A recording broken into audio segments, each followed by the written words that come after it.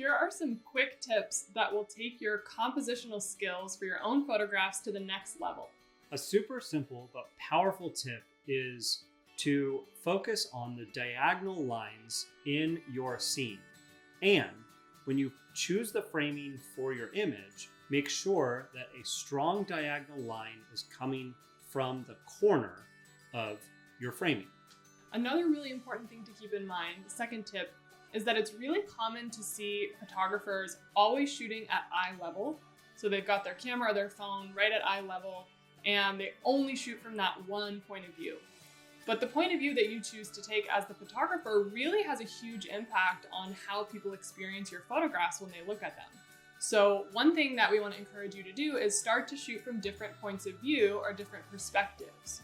A couple ways to try this are to get really low to the ground, maybe crouch down as you're photographing and look up toward whatever you're shooting. Another option is to stand on top of something so that you're up higher from the subject itself and you can photograph looking down. Those are just a few examples of trying on new points of view. And a third tip is something called the rule of thirds. Now, we don't have enough time in this video to get into great detail about it, but the idea is that when beginner photographers are just starting out, they tend to keep everything right in the center of their frame.